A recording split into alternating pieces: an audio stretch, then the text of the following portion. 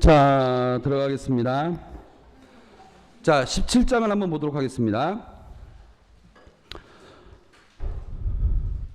저마다 대접을 가진 그 일곱 천사 가운데 하나가 나에게 와서 말하였습니다. 17장 1절. 대접을 가진 일곱 천사 가운데 하나가 이미 일곱 그 대접의 심판은 다 끝났어요. 채찍질은 다 끝났는데, 근데 이제 새로운 장면. 이리 오너라. 그물 곁에 있는 대탕녀에게 내릴 심판을 너에게 보여주겠다. 이번에 내리는 채찍질은 이젠 최종적인 채찍질이에요. 마지막 끝.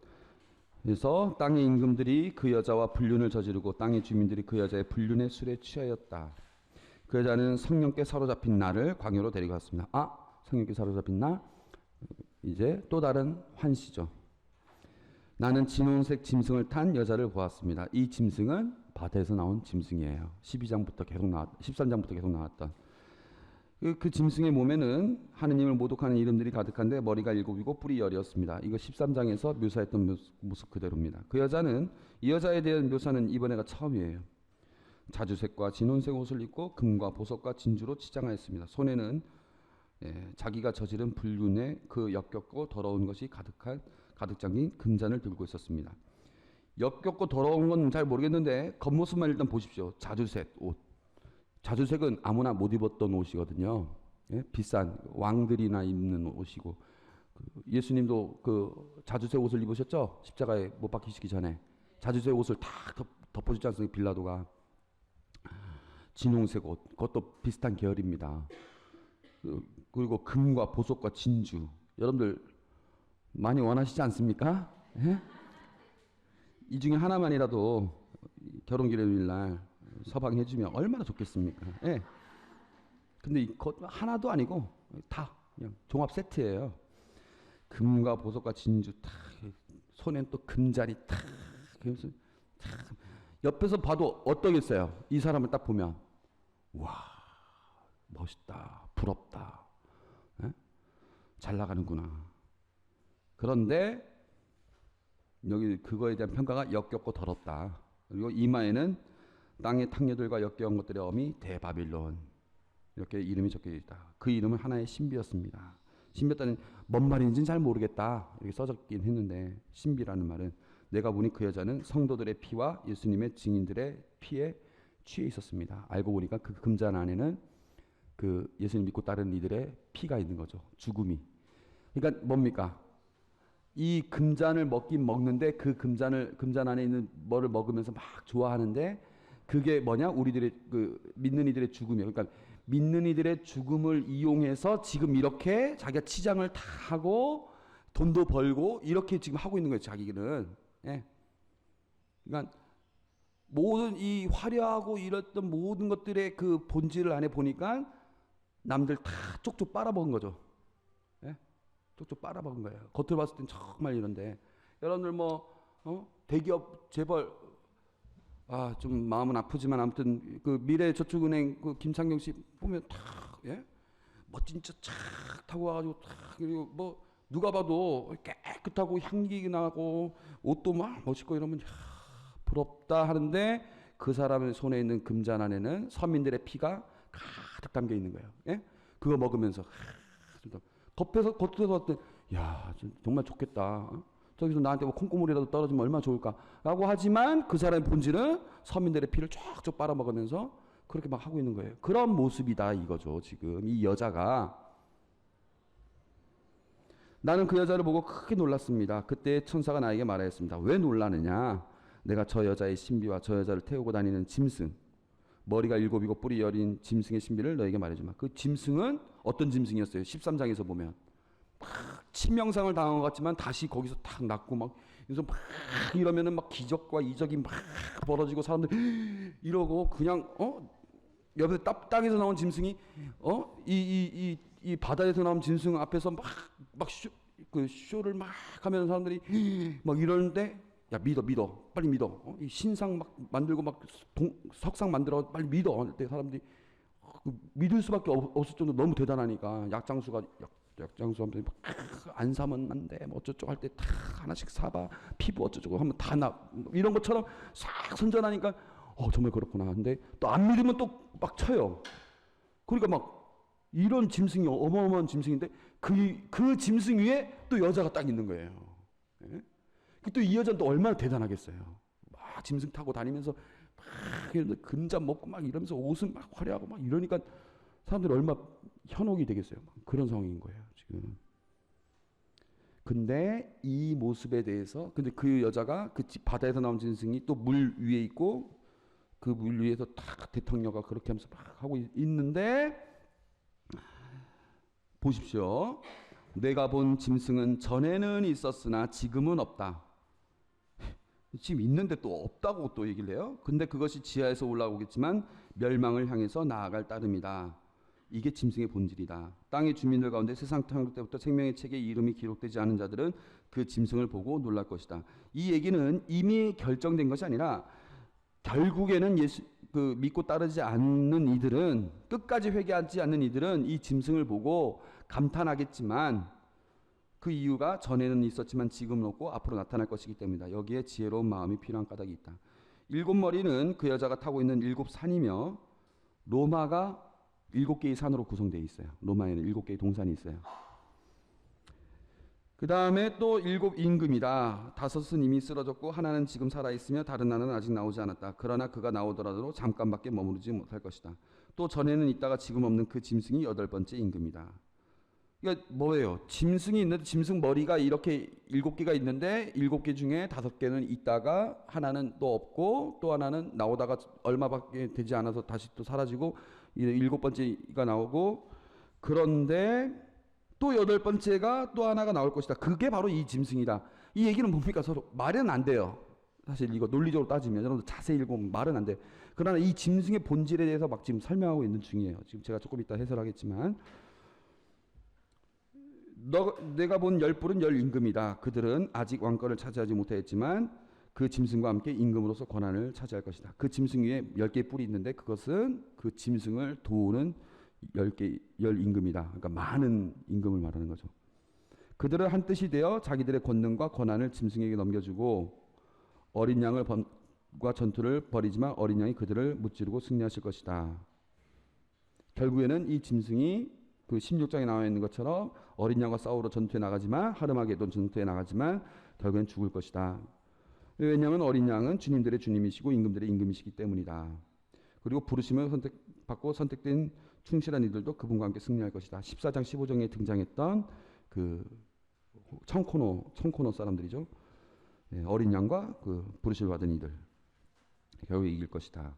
천사가 또 나에게 말하였습니다. 내가 본 물 곧 탕녀가 그 곁에 앉아있는 물은 백성들과 군중들과 민족들과 언어들이다. 그러니까 그 물 위에 앉아있다는 것은 전 세계를 지금 지배하고 있는 형태를 말하는 것이죠. 그리고 내가 본 열분과 그 짐승은 탕녀를 미워할 것이다. 그리하여 그 여자에게서 모든 것을 빼앗아 알몸이 되게 하고 나서 그 여자의 살을 먹고 나머지는 불에 태워버릴 것이다. 뭡니까? 그 짐승 위에 탕녀가 막 타가지고 막 이러다가 어느 날 갑자기 이 짐승이 전에는 없다가 지금 있고 언제는 또 나타나고 뭐 전에는 있다가 지금 없고 나중에 나타나는 이 짐승이 갑자기 막 자기가 태우던 여자를 갑자기 배반해가지고 흑 해가지고 홀딱 뺏겨가지고 그냥 불에 그냥 던져버린다는 얘기예요. 지금 뭐 자기들끼리 뭡니까? 나쁜 놈들끼리 싸우는 거죠.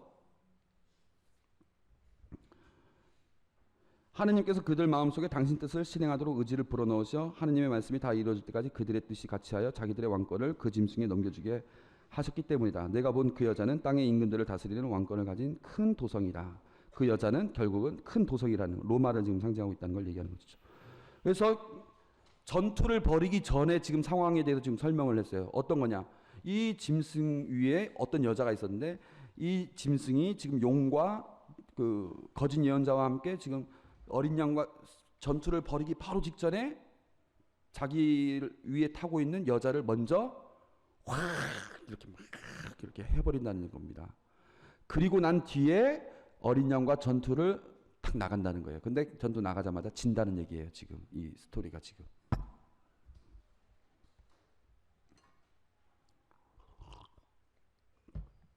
구체적으로 해설을 해보면요, 대탕녀 지금 큰 물에 앉아 있다는 것, 땅의 임금들과 불륜, 땅의 주민들이 불륜의 술에 취해 있다, 짐승을 탔다, 온갖 치장과 피해 술잔, 대바빌론.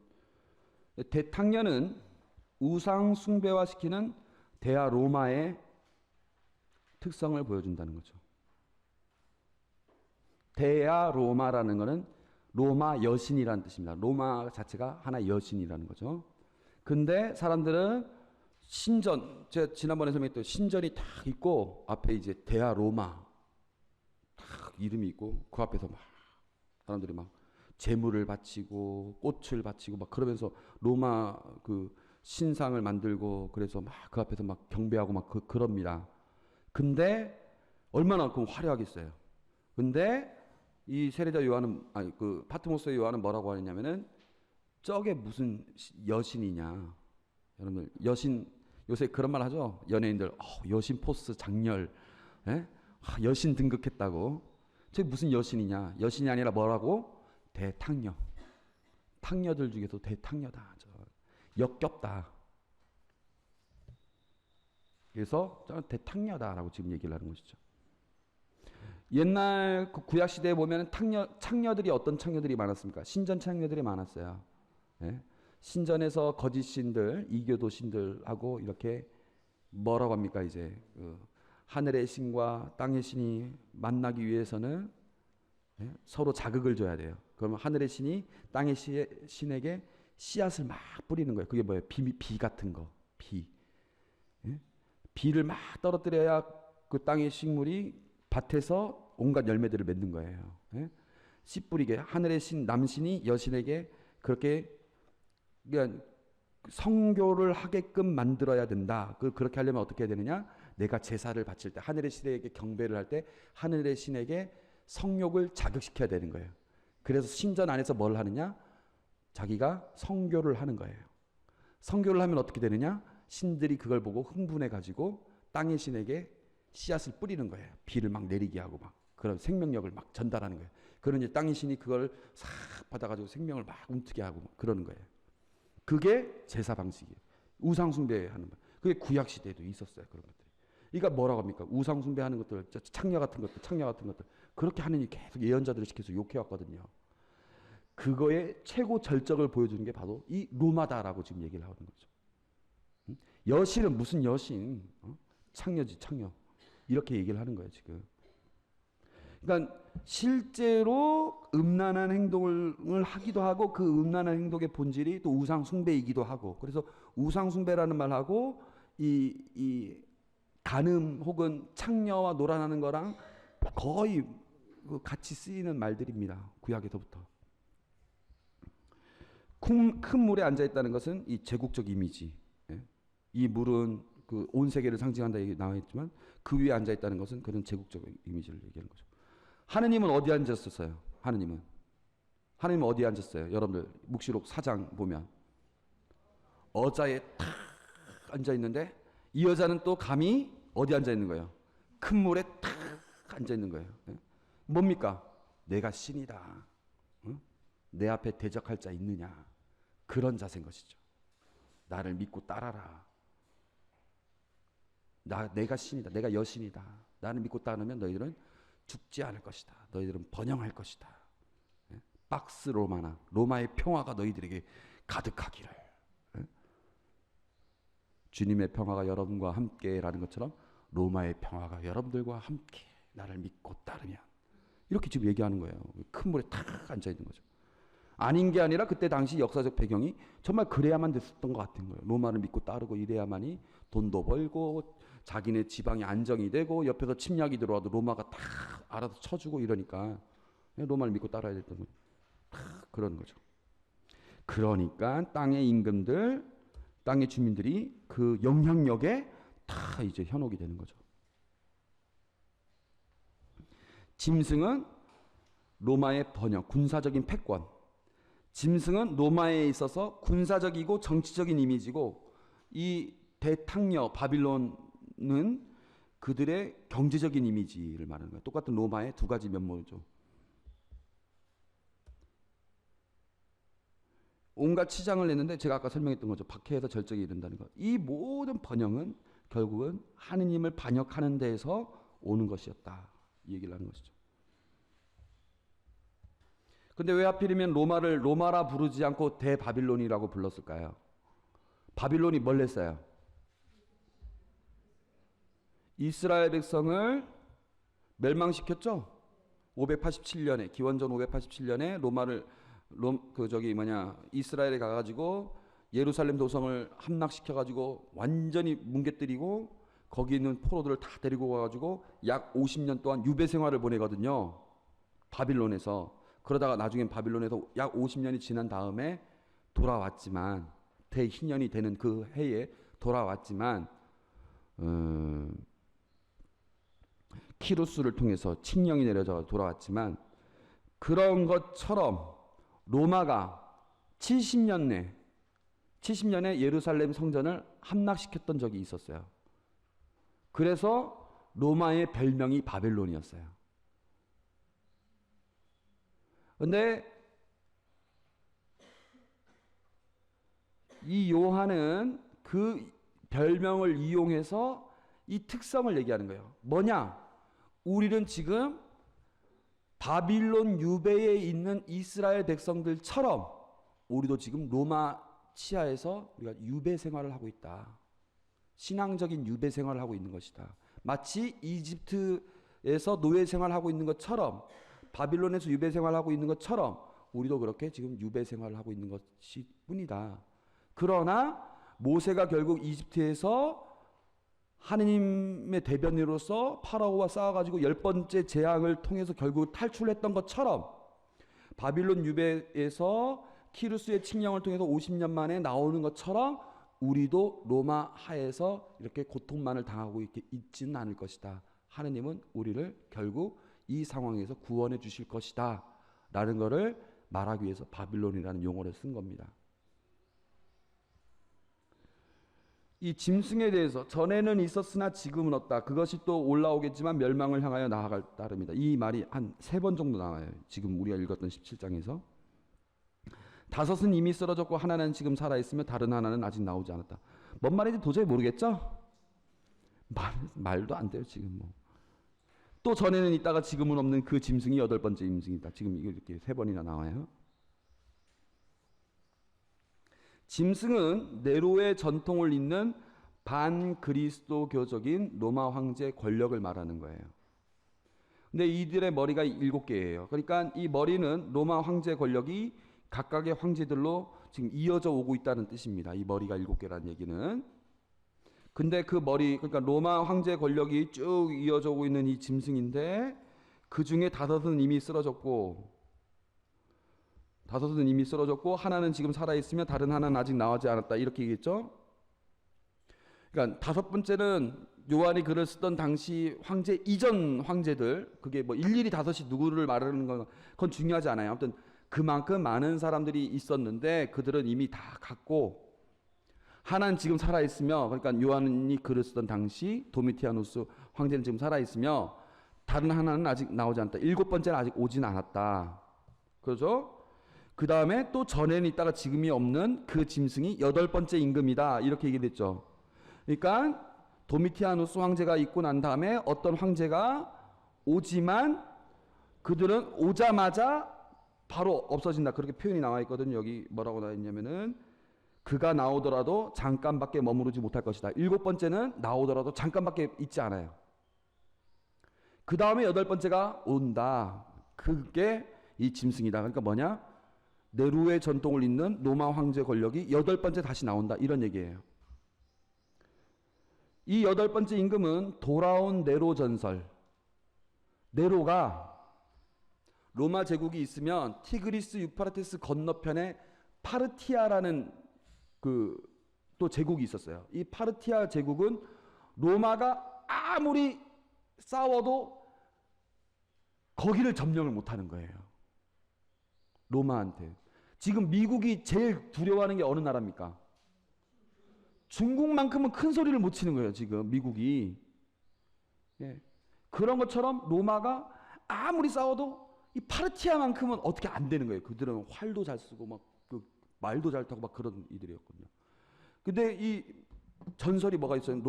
네로가 죽었다. 근데 죽었는데 어느 날 이 파르티아에서 네로가 파르티아 임금들을 다 데리고 와가지고 로마로 다시 온다. 로마에 입성해가지고 황제 권력을 잡고 로마를 다시 불태울 것이다. 그리고 새로운 권력을 갖게 될 것이다. 그렇게 네로가 언젠가 올 것이다. 그런 그 전설이 막 그 로마 제국 안에서 막 벌어졌었어요. 그러니까 얼마나 공포스럽겠어요, 사람들이. 네로를 싫어하는 사람들은 공포스럽고 네로를 좋아하는 사람들은 거기에 희망을 두고. 그런 내용들이 있었어요. 근데 그리스도교 신자들한테는 어떨까요? 그 얘기를. 그러니까 나 돌았을 때. 네로 하면 뭐가 생각나는 거예요? 박해를 했었던 그 네로가 다시 나타난다고? 근데 그게 얼마 남았냐? 7번째 임금이 뭐라고 했어요? 잠깐 나오더라도 사라질 것이다. 그 날이 멀지 않은 거예요. 네로의 재림이. 마치 예수님의 재림이 얼마 안 남은 것처럼 네로가 그렇게 재림하게 될 것이다. 그래가지고 네로의 전설을 예수님의 재림에 빗댄 것이죠, 지금. 그래서 7번째 임금이 나왔다 바로 사라진다는 네로가 곧 돌아갈 것을 암시하고, 당시 네로에 대한 사람들이 이런 생각을 이용한 거죠. 그러니까 악의 본질이 최종 전투를 벌일 때가 언제냐? 너희들이 그렇게 말하는 네로가 언젠가 돌아온다 하지, 그때가 그게 진짜 실현이 되는지 안 되는지 요한한테 사실 그게 중요한 건 아니에요. 근데 그걸 이용해 가지고 그렇게 된다 하더라도 예수님께서 재림하셔서 오히려 그를 무찌를 것이다라고 지금 얘기하고 있는 거예요.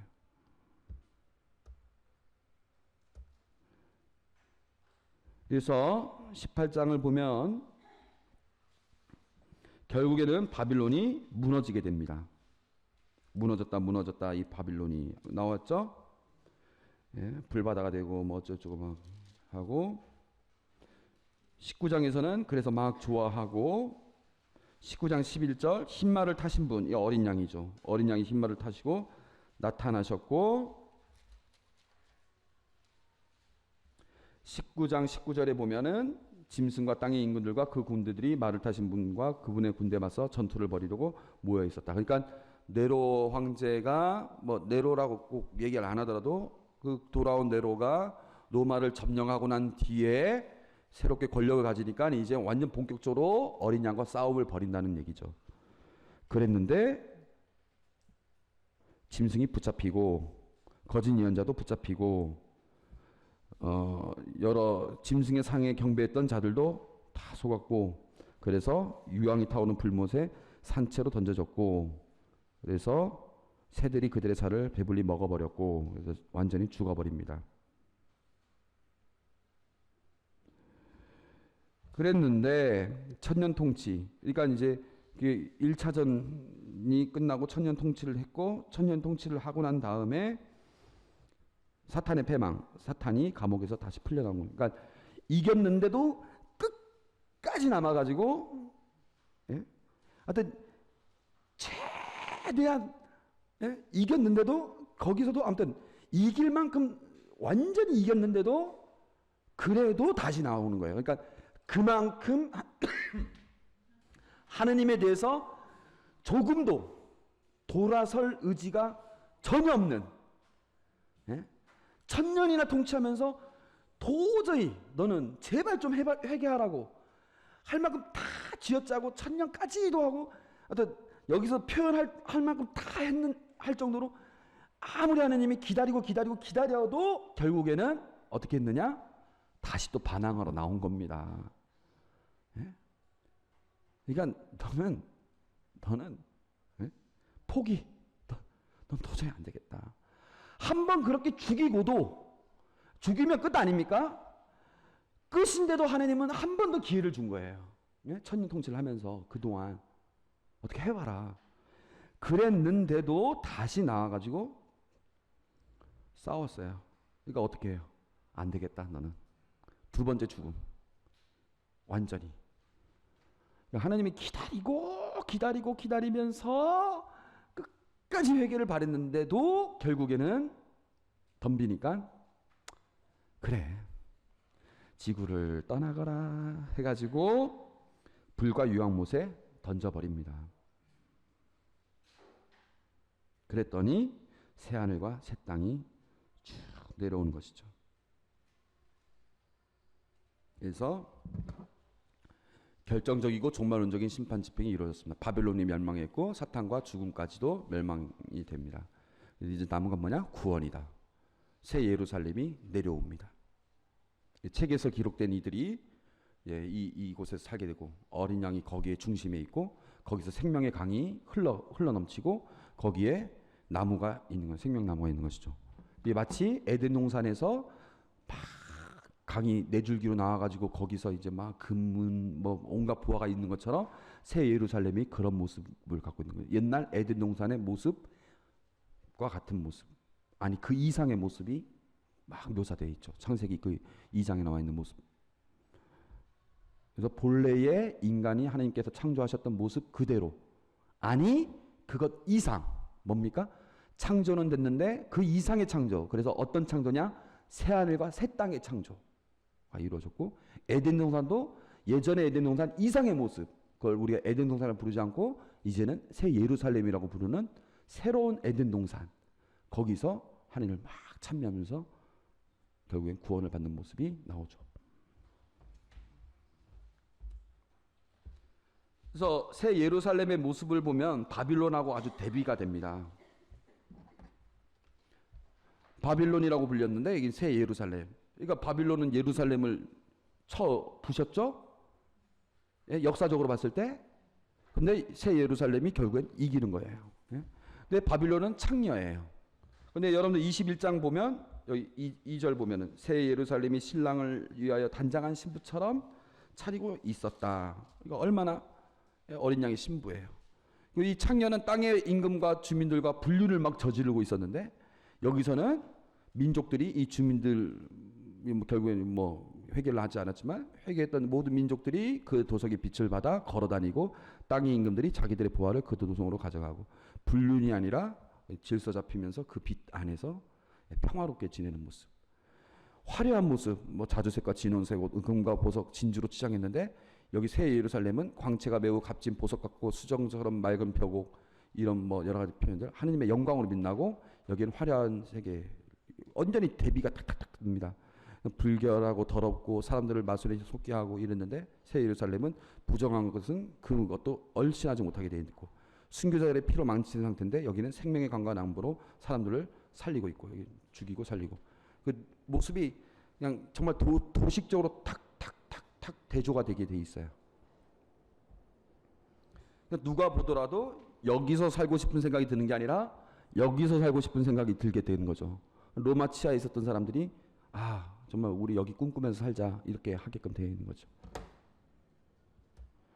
예, 메시지를 먼저 보도록 하겠습니다. 세 가지 메시지를 제가 말씀드리도록 하겠습니다. 물론 메시지는 여러 가지 메시지를 할 수 있지만 제가 그냥 한 3개 정도 뽑으면 되겠다 싶어가지고 이 3개를 뽑은 겁니다. 우리 아까 자매님도 아까 좋은 메시지 얘기하셨지만, 자, 니콜라우스파, 발람, 발락, 이제벨, 여러분들 어디서 들었어요 이거? 묵시록 내용에서. 예? 1장에서 3장, 4장에서 8장, 9장에서 11장, 12장에서 16장, 어디? 2장. 그 뭐예요? 그 내용이 뭐예요? 그 단원이 7교회에 보낸 메시지죠. 그건 현실 교회죠. 현실 교회에서 이들은 뭐 하는 이들이었어요? 예? 우상 숭배하게끔 만들었던 사람들이죠. 신자들 앞에서. 우상 숭배를 하게끔 한다든지 뭐 황제 숭배를 하게끔 한다든지 아니면 유다교 쪽으로 막 빠지게 한다든지 뭐 그런 이들이었어요. 우상과 불륜을 퍼뜨리는 세력들. 예? 이런 세력들이 7교회에 실제로 만연했었어요. 그리고 이들에 대해서 에페소는 딱 싫어했어요. 저 뭐냐? 이랬어요. 페르가모는 그걸 그냥 타협처럼 이렇게 그냥 그 세력 있는 그대로 고수를 한 거죠. 티아티라도 오히려 그걸 용인하고 있는 거예요. 이런 형태. 그러니까 우상과 불륜을 퍼뜨리는 세력에 대해서 딱 싫어하는 사람도 있고 타협하는 자들도 있고 추종하는 사람들도 있고 그런 상태. 예. 그러면 대창녀, 바빌론, 짐승들. 이들 그 우상과 불륜을 퍼뜨리는 그 세력들, 아까 발람, 발락, 이제벨, 니콜라우스, 그런 거에 실질적인 원조죠. 예, 현실 교회에서 겪고 있는 저들에 대한 그 원조 세력이 누구냐? 이들이죠. 로마. 예? 로마 권력. 그리고 로마 권력 뒤에 있는 용, 사탄. 이것들이 하느님과 이간질시키고 있는. 근데 아까 그 파트모스의 요한이 그 여자를 보고 어땠어요? 나는 그 여자를 보고 어땠어요? 놀랐습니다. 이렇게 해야죠. 그러니까 왜 그 여자를 보고 놀라느냐? 지혜를 가져라. 17장 5절인가 뭐 뒤에 그런 내용 나와 있죠. 17장 7절. 나는 그 여자를 보고 놀랐습니다. 그때 천사가 나에게 말하였습니다. 왜 놀라느냐? 내가 저 여자의 신비와 저 여자를 태고 다니는 짐승에 대해서 말해주겠다. 이렇게 얘기 나와 있죠. 그 다음에 9장. 여기에 지혜로운 마음이 필요한 까닭이 있다. 이렇게 나와 있죠. 이게 뭐냐? 놀란다는 거는 뭡니까? 겁을 내는 것일 수도 있고, 감탄하는 것일 수도 있고, 저보고 딱 두려워하는 것일 수도 있고, 그런 거예요. 이 형태가 뭐냐? 지금 현재 이 여자를 보고 긍정하는 건지 부정하는 건지, 현실 안에서 봤을 때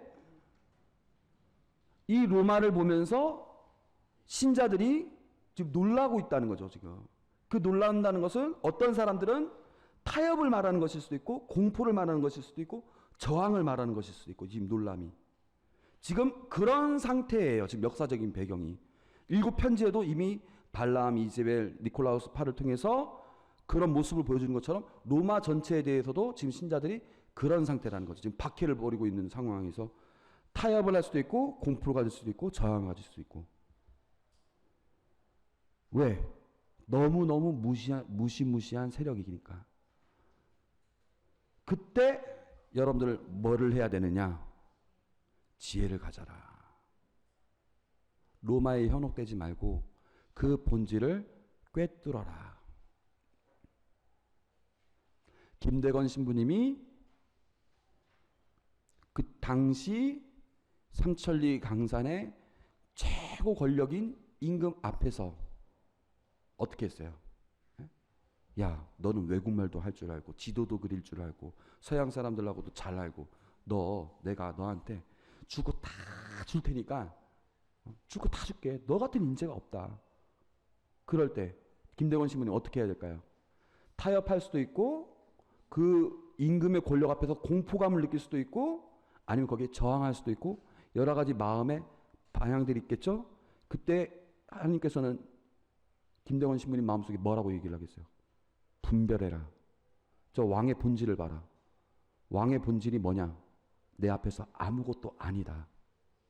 내 앞에서 아무것도 아니다. 내가 절대자다. 그는 상대자일 따름이다. 내가 절대자다.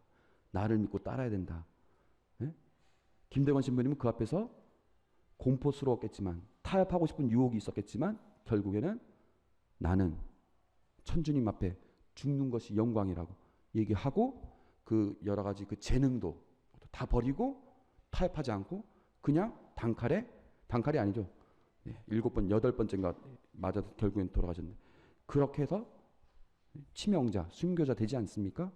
그런 모습, 지혜를 봐라. 본질을 가져라. 지금 로마가 너희 앞에서는 절대적인 권력처럼 보이지만 거기에 타협하지 마라. 거기에 공포를 느끼지 마라. 그 본질을 깨우쳐라. 저한테도 전화가 오거든요. 전화 오거든요. 지난주에 6개월 선고받은 거 아시죠? 저 징역 6개월입니다. 검사가 저보고 이 사람 한재호 씨는 징역 6개월입니다. 변호사는 무죄입니다. 판사는 한 달 뒤에 봅시다. 이렇게 지금 된 상태입니다. 제가 콩밥을 먹을지도 몰라요. 네. 저는 재판석에서 저는 그냥 보잘것없는 한재호 씨예요. 네? 여기서 제가 무슨 아무 소리도 못해요. 저는 정말로 아무리 생각해도 이해는 진짜 안 되거든요. 그 처음으로 펜스 쳐지는 그 자리가 어떤 자리였냐면은 문화재 막 발굴되는 그 자리에 펜스가 탁탁 쳐지고 포크레인이 들어오면서 나무를 착착 쓸어들이면서 그 땅이 어떤 땅이 문화재 보존 땅 되는 땅이었었거든요. 그냥 그 뒤에 그냥 포크레인 오고 막 오려니까 왜 이러냐고 포크레인 한 번 올라갔어요. 한 번 올라갔는데 경찰이 신문 내려오십시오. 내려왔어요. 그거는 저를 연행한 이유는 되진 않아요. 그리고 와서 내려오라니까 난 내려왔으니까 미란다 고지할 때 저는 그 말 듣고 내려왔으니까 그거에 대해서 상관없어. 내려왔고 우리가 이제 펜스 치지 말라고 하는데 펜스가 그냥 그 서울 그때 1000명 내려오자 경찰이 팍팍 밀더니 그냥 착착착착착착착착 치니까 무력감에 어떻게 해야 될지 몰라가지고 그냥 앉아가지고 그냥 어떻게 묵지기도 하고 있었죠. 도저히 안 되겠다.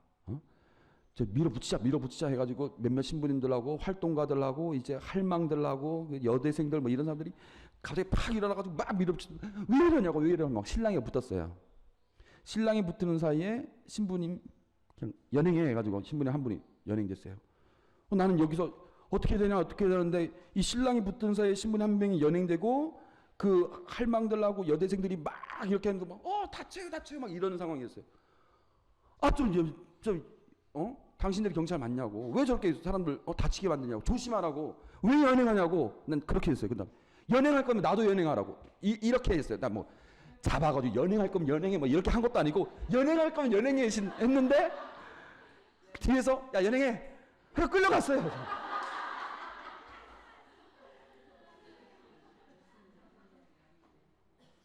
업무 집행 방해. 펜스를 치는데 내가 갖고 있는 폭력성으로 인해서 펜스 치는데 지장이 됐다. 그래서 내 폭력성에 의해서 경찰들이 위협을 느낀 나머지 연행하지 않으면 안 될 것이어서 미란다 고지를 하고 연행했다. 그런데 그렇게 얘기를 했어요. 그리고 그 논거에 의해서 나는 6개월 콩밥 먹어야 되는 거고 제가 실제로 제 양심적으로 봤을 때에는 저는 거기서 항의를 하고 있었던 중이었고 폭력도 쓰지 않았고 이미 펜스는 다 쳐졌고 업무는 이미 집행돼서 완료된 상태였고 저는 거기서 왜 이렇게 연행하냐고 나도 잡아가라고 하니까 잡아간 다음에 미란다 공지를 하는 거예요. 그리고 저는 그것에 대해서 항변은 하지만 권력이 이렇게 가지고 하면은 끝이에요. 하면 끝이에요. 제가 구럼비바위에 들어갈 때 가면은 이제 경범죄거든요. 그래서 2만 원 내면 끝나요. 2만 원 내면 딱지 끝나요. 근데 그거에 대해서 그런 법적인 논리가 있다는 것에 대해서 사람들이 전혀 모를 때 김경민 신부님하고 몇몇 신부님들 7명이 구럼비바위에 가가지고 묵주기도만 하고 왔는데 벌금 70만 원 선고됐어요. 1심 선고됐어요 이미. 근데 그 후에 무슨 일이 벌어졌냐? 2만 원. 2만 원 내고 저도 2만 원 내고 나왔거든요. 그러던 와중에 너네는 70만 원. 끝. 이런 권력 앞에서 우리는 아무것도 아니라는 거예요. 협박 전화 오죠 저한테. 예? 신부님, 예? 저는 뭐 어쩌고 뭐 하면서 왜 그렇게 천주교 신부가 뭐 그런 일을 합니까? 어쩌고 막 얘기하다 나중에는 웃으면서 뭐 어쩌고 막 얘기하는지 나중에 18 뭐 강아지 뭐 나오면서 막 욕을 막 퍼해요. 예? 그런데 제가 나도 신부로 살면서 재판장에 끌려가 다니고 싶지도 않고, 예? 뭐 그냥 좋은 게 좋은 거지. 신자들 앞에서 이런 얘기 해봤자 신자들 강론 때도 이런 얘기하면 신자들 좋아할까요? 안 좋아해요. 안 좋아하는 거 알면서 제가 얘기를 하는 거예요. 왜 그럼 이런 얘기 할까요? 이런 얘기 안 하면 돼요. 예? 천국 얘기하고, 예? 뭐 사랑하십시오. 이태석 신부님 얘기하고 김산추 형님 얘기하고 그냥 좋은 게 좋은 거다 이렇게 얘기해가지고 다 이렇게 해주면 신자들도 좋아 나도 좋아 그렇게 넘어가고 강정 그냥 거기 문제고 거기 그냥 우리 기도만 하면 되고 그럼 넘어가면 좋지 않습니까? 저도 편하고 신자들도 편하고 다 좋죠. 그렇게 넘어가면 돼요. 저도 그런 얘기 듣고 싶지도 않고 그런 전화 받을 필요도 없고 전 지금 지난주에 성령 세미나 때문에 바빠가지고 면담 성사해야 되고 고백 성사해야 되는데 그 시간 다 뺏기면서 재판장까지 가가지고 그 소리 들으려고 재판장까지 가가지고 3시간 동안 거기 앉아있으면 지금 이 시간 우리 신자들 지금 고백 성사 줘야 되는데 지금 뭐 하고 있나 그냥 한지호 씨 들으면서 거기 내가 왜 그런 고생해요? 안 하고 말지. 타협할 수도 있지만 야 권력은 권력이다. 그래 이명박 정권 뭐 어떻게 너네 마음대로 해라. 내가 아무리 해봤자 신부님 그거 해봤자 무슨 소용이 있습니까? 밀어붙이면 끝입니다. 신부님 알면서 왜 그러십니까? 얘기하죠. 예? 신부님 정치 권력이 그렇게 밀고 가면 끝입니다. 그냥 포기하십시오. 예? 그런 두려움. 예? 그래서 본질이 뭐냐? 강정에 해군기지가 세워지는 그 본질이 뭐냐? 본질을 보란 얘기예요. 본질. 본질은 아닌 건 아니다. 그럼 아니라고 해라. 누구의 뜻이? 정치적인 뜻이 아니라 하느님의 뜻이 그렇다면 하느님의 뜻을 얘기해라. 본질을 봐. 그게 지혜다. 그래서 주교님도 로마에 가서 정치인들이 로마도 하나의 그 바티칸도 하나의 국가이기 때문에 국가 사절단 이런저런 사람들 정치인들 만나거든요. 그럼 그쪽에서 다 뭐라고 합니까? 저 강주교 뭐 피터강, 피에트로강 이러고 저러고 국가에 너무 방해된다고 얘기 막 압력 놓거든요. 그럼 그거에 대해서 잘 모르는 사람 그런 것들을 정확하게 보지 않았던 그 바티칸에서는 너무 정치적인 얘기 하지 말라고. 왜 그러냐고. 뒤에서 그럼 뒤통수 맞는 거죠. 그럴 때 주교님도 치사하고 더럽고 안 이쁘고 몰라 할 수도 있지만 양심 안에서 우러나오는 하나님의 뜻이 있는데 아닌 건 아니라고 해라. 저 고통받는 사람들에 대해서 한편 서라. 그 칼로 일어나지 않고 칼로 망한다고. 우리 가톨릭 교회 교리서에도 나와 있는 내용이다. 군비 증강 하면 안 된다고 알고 있지 않느냐. 아니 진짜 아닌 게 아니라 이렇게 잘 그 조절이 되고 있었거든요. 이곳에서 제주도에서 평화회담도 벌어지고 정말 냉전의 그 상징이었던 그 소련의 고르바초프가 딱 와가지고 여기서 평화회담도 하고 이거 엄청난 사건이거든요. 이거 제네바 회담 못지않은 엄청난 사건인데 이것만 잘 이용해도 정말 여기는 평화의 메카가 될 수 있었거든요. 여기서 그러니까 군비를 억제시키는 회의가 이곳에서 막 벌어지고 있고 앞으로 그런 걸 막 유치를 막 할 수 있었고 그것만 잘 돼도 진짜 한반도에는 제주도가 그런 곳이 딱 되기만 해도 한반도에는 감히 누가 전쟁할 생각을 못 하거든요. 여기서 그런 회담이 벌어지고 막 자꾸 그러다 보면 세계 열강의 대표들이 뭐 예를 들어서 중동하고 뭐 아프가니스탄 뭐 중동 뭐 중국 그 러시아 뭐 이런 열강들이 이곳에 와가지고 다 여기서 화해를 하기 시작한다. 생각해 보세요. 여기서 그런 화해가 막 벌어지기 시작한다. 그럼 어떻게 될까요? 평화가 오는 거예요. 그러니까 세상은 그런 식으로 운영이 돼야 되는 거예요. 세상은 그런 식으로 운영이 돼야 되는 거예요. 여기를 평화의 섬으로 우리가 선언한 이유가 그런 식으로 운영하자고 평화의 섬으로 선언한 거예요. 왜? 이곳에서 도민의 10분의 1이 그냥 이유 없이 죽었던 이곳에서 그렇게 만들자. 정말 이거 엄청나게 발상인데 그렇게 잘 되고 있다가 갑자기 군사기 지진다고 그냥 완전 미역국에 그냥 모래 뿌리는 식이죠. 그냥. 얼마나 속상한 거예요 이게. 말도 안 되는 논리를 갖고. 지혜를 구해라. 본질이 뭐냐? 적적의 본질이 뭐냐? 본질을 말하는 거죠. 이게 있으면 경제적인 이익이 있고 뭐가 어쩌고. 그건 본질이 아니라 껍데기인 거죠. 껍데기. 그 밑에 본질을 말하는 거죠. 답답한 거예요. 저도 원래 해군기지 찬성했었던 사람입니다. 주교님한테 저는 양심적으로 반대 안 하겠습니다라고 말하기 위해서 논리가 있어야 될 거 아닙니까? 주교님. 나는 이러한 이유로 주교님 뜻에 저는 순종하지 않겠습니다라는 말을 하기 위해서 공부를 하다 보니까 자발적으로 제가 순종하게 된 거예요. 주교님 뜻이 맞구나. 그건 그렇고 아무튼 묵시록에 대해 첫 번째 로마 권력 앞에서 우리가 여러 가지 반응 놀랐다. 그러나 그 놀람 안에서 하나의 신비스러운 이 놀람에 대해서 지혜를 구해라. 이런 겁니다. 로마 제국은 단순히 정치적, 경제적, 종교적인 권력만이 아니라 신비의 이유는 그 뒤에 숨겨져 있는 악의 세력이 있다. 그래서 예언자적인 통찰, 요한을 통해서 드러난 예언자적인 통찰을 갖고 그 놀라움에서 벗어나고 지혜를 갖고 본질을 꿰뚫을 차. 그래서 통찰해서 그 본질을 봤더니 역시 아무것도 아니더라. 오히려 역겹더라. 그리고 결국에는 하나님 앞에서 무너지게 될 것이더라. 그걸 요한은 알아차린 것이고 그걸 환시를 통해서 판타지 영화와 같은 스토리로 우리에게 전해주고 있는 겁니다. 묵시록은 로마 제국의 세력을 하느님의 눈을 통해서 통찰케 하려는 목적을 지닌 것이죠. 예를 들어서 내가 배 선주다. 딴 데 보니까 연초에 되면 막 선주들 굿하고 막 이래야 뭐 굿하고 막 이랬더니 저기는 막 고기도 잘 났고 뭐 어부가 뭐 사고도 없고 막 이랬는데 그럼 우리도 굿해야 되나 말아야 되나? 난 천주교 신자인데 해야 되나 말 안 하려니 찝찝하고 또 하려니 또 찝찝하고 뭐 그러죠? 본질은 뭡니까? 본질을 거기서 본질을 보라는 거예요. 본질을. 과연 그게 무슨 소용이 있겠느냐? 무슨 소용이 있느냐? 하나님 앞에서 그게 무슨 소용이 있겠느냐? 본질을 봐라. 그러면 하고 싶은 유혹 굳이 가질 필요가 없는 것이죠. 로마 제국의 하에서 그런 식의 유혹들이 계속 있었어요. 니콜라우스파를 통해서, 발라함을 통해서, 이제벨을 통해서. 근데 그 뒤에는 로마 제국이 있었고 그 뒤에는 하나님과 우리를 이간시키려는 사탄의 짓거리가 있지 않겠느냐? 그것들이 언제까지나 위기양양할 줄 아느냐? 무너질 것이다. 이 얘기를 하는 거예요.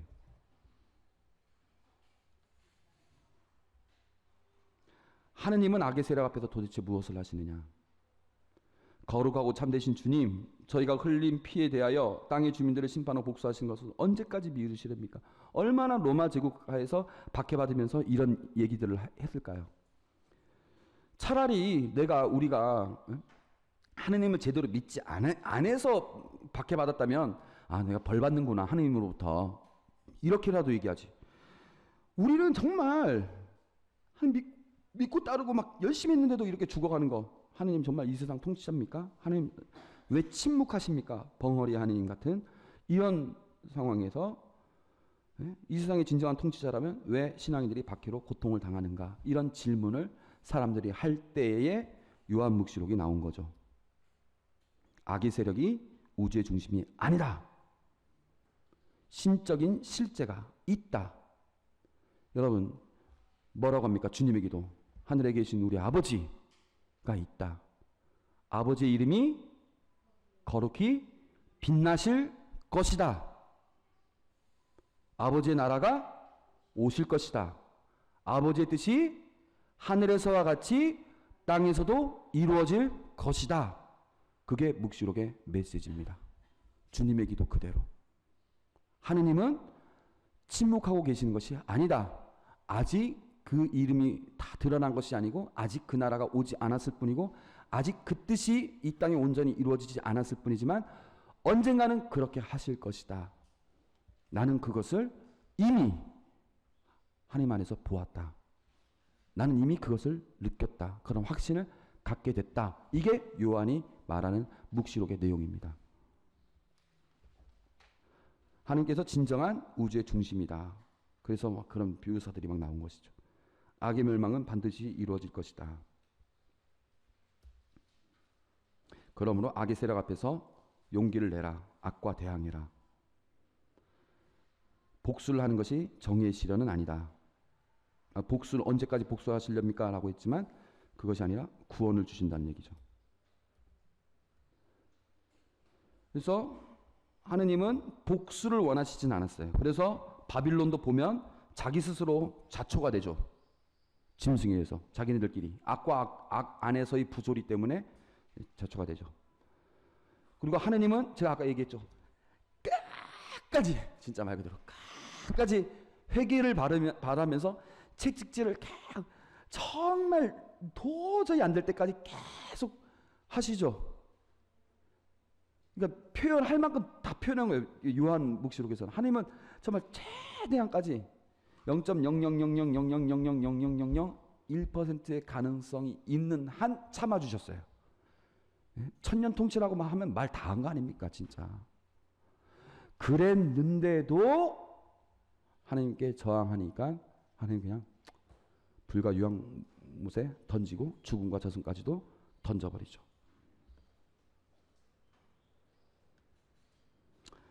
진정한 정의, 단순한 복수가 문제가 아니라 하느님의 주권을 재정립시키는 것이죠. 지금은 로마가 마치 하느님 자리에 있고 지금 불의가 벌어지고 있는 이유는 하느님 자리에 바빌론이 앉아 있고 짐승이 앉아 있고 뭐 그렇게 하기 때문에 불의가 벌어지고 있는데, 정의란 그 자리를 다시 하나님께서 앉으시는 것. 복수가 문제가 아니다. 하나님의 자리를 재정립시키는 것. 그게 정의다. 복수가 정의가 아니라 그게 정의다. 그리고 그것이 실현될 것이다. 이게 묵시록의 메시지입니다. 세 번째는 종말론적인 시각. 제가 지난번에 얘기했던 것이죠. 역사의 끝에서 언젠가 벌어지는 사건을 얘기하는 것이 아니라 시간의 초월이다. 그래서 제가 이런 얘기 했었죠. 그때 이거 얘기를 했었죠.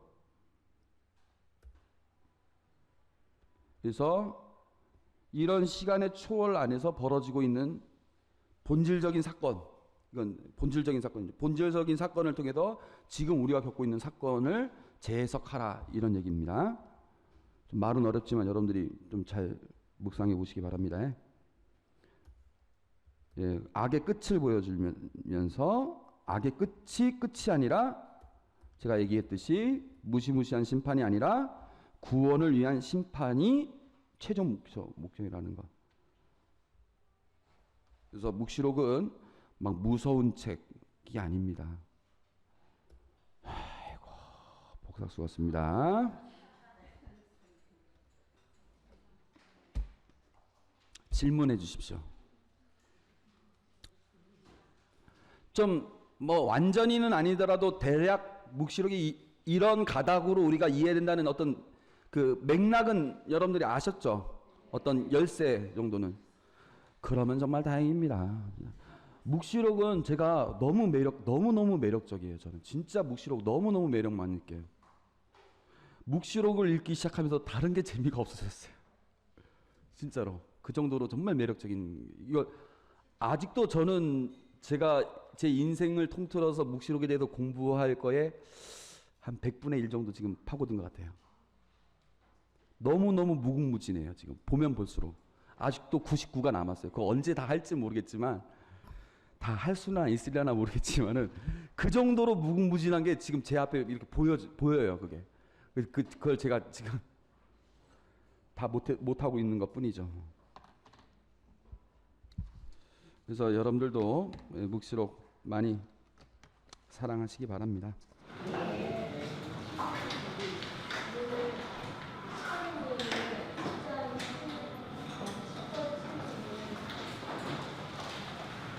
10장.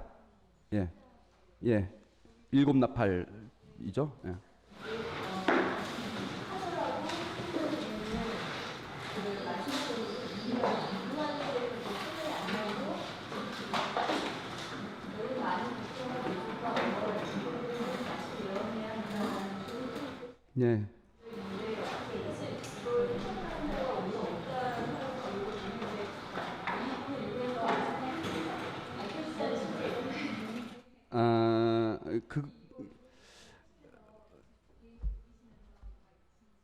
이 얘기는 뭐냐면은 이 천사와 작은 두루마리 제목 있죠. 그 바로 전에가 뭡니까? 지금 21절 읽어보세요. 그들은 또한 자기들이 저지른 살인과 마술과 불륜과 도둑질을 회개하지도 않았습니다. 이랬죠. 그 전에는 뭐가 있는 거예요? 지금 나팔을 불면서 심판을 막 하고 있죠. 그러면 이것이 들어줘야죠. 그럼 이 사람들이 어떻게 해야 됩니까? 회개를 해야죠. 회개를 했으면 더 이상 증언할 필요가 없는 거예요. 근데 하나님은 이렇게 이 정도만 하면 회개하겠지? 이 정도만 했을 때 회개하겠지? 그러면 넌 이 정도만 가서 증언하면 돼. 라고 했는데 회개를 안 한 거예요. 그러니까 이렇게 해도 회개를 안 하는데 어떻게 하지? 이럴 때 너 여기에 굴하지 말고 내가 다시 너한테 두루마리를 줄 테니까 그거 먹고 다시 증언해. 그렇게 다시 보내는 거예요. 지금 회개하지 않으니까. 그리고 다시 보내니까 이제 증인, 이 교회의 모습이 나오죠. 교회가 계속 박해 속에서도 계속 증언 활동을 해요. 계속 또 박해를 받지만 결국에 죽었지만 다시 살아나요. 그러면서 하나님께 영광을 드리는 내용이 11절까지 내용입니다. 그렇게 해서 1라운드 끝나는 거예요. 좀 더 자세히 설명하고 싶지만 뭐 이 정도 맥락으로 얘기하면 되겠습니다. 또 질문 없죠? 제가 설명한 거하고 지금 가톨릭에서 나와 있는 묵시도에 관련 해설사하고 약간의 차이가 있을 수는 있습니다. 그러나 대동소이합니다. 지금 메시지와 이런 맥락은 거의 대동소이합니다. 그렇게 하시면 되겠고, 예, 좋습니다. 다음에 여러분들 혹시 관심 있으신 분들 저한테 연락 주시면 제가 추천 도서 이렇게 추천하도록 하겠습니다. 예, 예, 수고하셨습니다.